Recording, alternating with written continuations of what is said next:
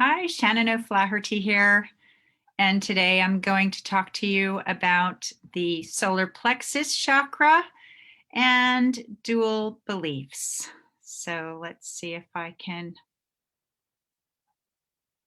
get you to my screen. Here we go.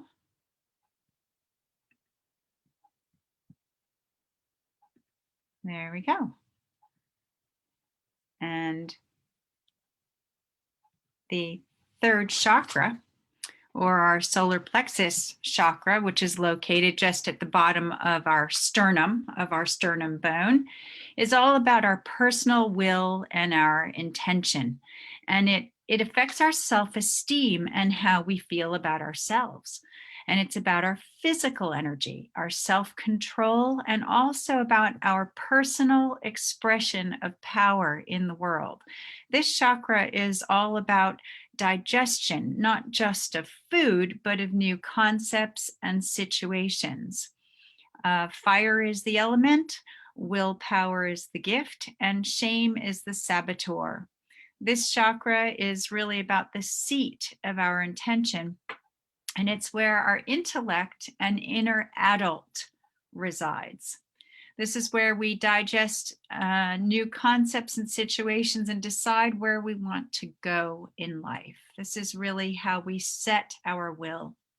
And when it's in balance, we have the ability to be the master of our own experience. And we can really easily identify with what is important and necessary to support the life that we want without having to compromise anything or ourselves, most importantly.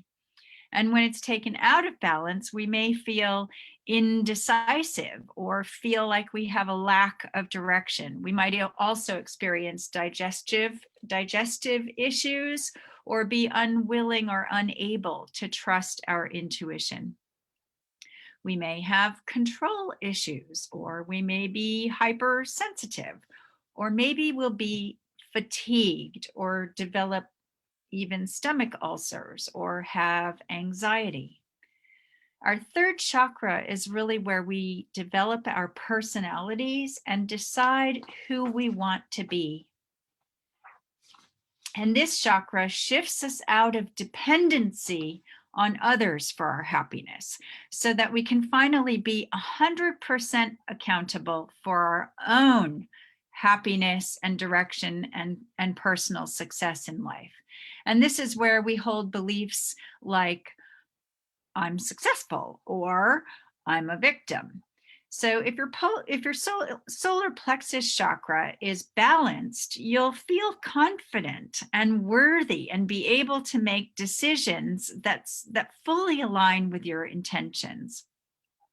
Because genuine relationships, first and foremost, our relationship with ourselves, depend on us being in balance. And if we don't have a strong and appreciative self-worth of our own self-worth, how do we think that others are going to have a strong appreciation of our worth?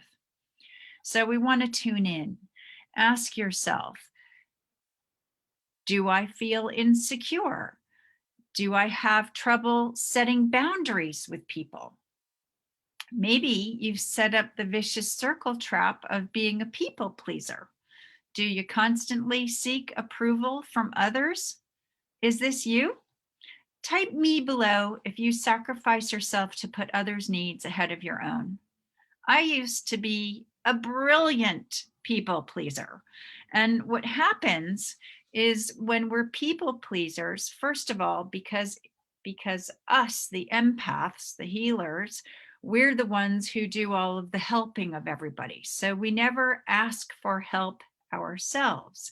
And what happens is that we bend over backwards to put other people's needs ahead of ours, sometimes at our own expense, sometimes at our family's expense. I used to drop everything in a moment's notice to go and rescue my friends if any of them called for help, even if I was tired, didn't matter what time of day or night. Didn't matter sometimes if my kids needed me, I just rush. And this is about needing to feel needed or wanted or appreciated, needing to feel accepted and loved. But then what happens is that if you ever do ask for help, we expect others to rush to our help just the same way that we would bend over backwards and help other people. And then when they don't, we feel really, really rejected, and we feel like people aren't there for us. And we might even build up resentments. And this is a vicious circle because we trap ourselves in this place of pleasing other people. So the other side of this, of course, is maybe you have an overly domineering personality, or maybe you find yourself bullying others, or do you tend to manipulate people to get what you want? And indeed, you know that if you're one extreme or the other, because opposites tend to attract, like a lot of empaths will attract narcissists and vice versa, because you're going to attract that shadow part or that polar opposite part of yourself that you really don't want to look at. Because if your solar plexus chakra is out of whack, you're probably likely to attract another person whose solar plexus is out of whack also, although theirs might manifest in a completely different way than yours. So when we heal our third chakra, our self-esteem will improve and will release the need to control others, and it will restore a sense of purpose in our lives. So I'm going to tell you what happens with many of us when we form dual beliefs, because a lot of these dual beliefs are held in our solar plexus chakra. And that's when we have two opposing beliefs running in our subconscious at the same time, like I'm a wonderful person, or I'm a terrible person, or I'm super smart, so why am I crap at everything? Or when we're genuinely good people with good intentions, yet we still feel like we're bad or not enough, not good enough. So the way these beliefs form is from our perception that we formed in childhood, and how these perceptions were consistently substantiated through life by our choices.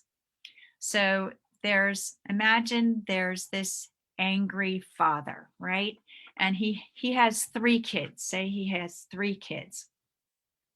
And he's telling the first kid, well, he tells all of the kids, you're all losers. You're never going to amount to anything.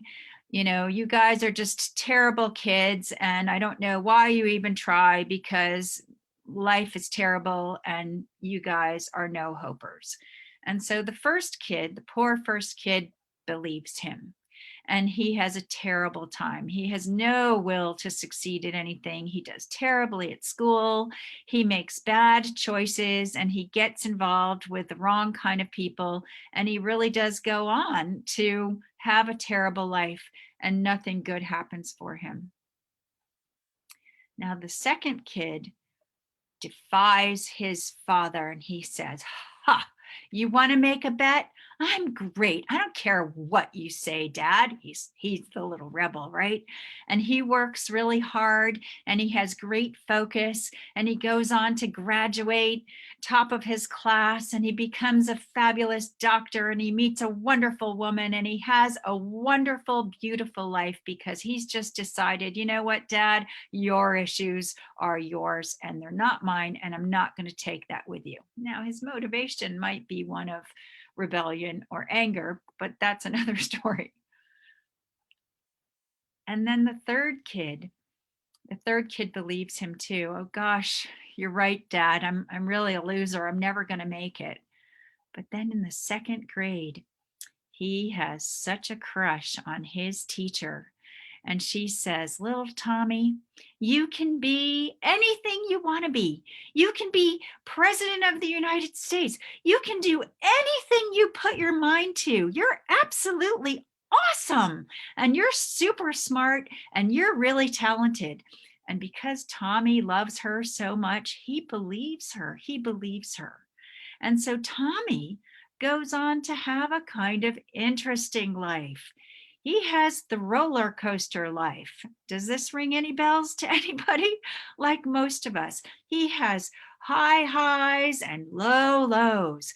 And so he goes on to have a series of relationships, very dramatic relationships, and some are really good, but then something happens and everything starts to go really bad and he plummets down into despair and sabotages that one.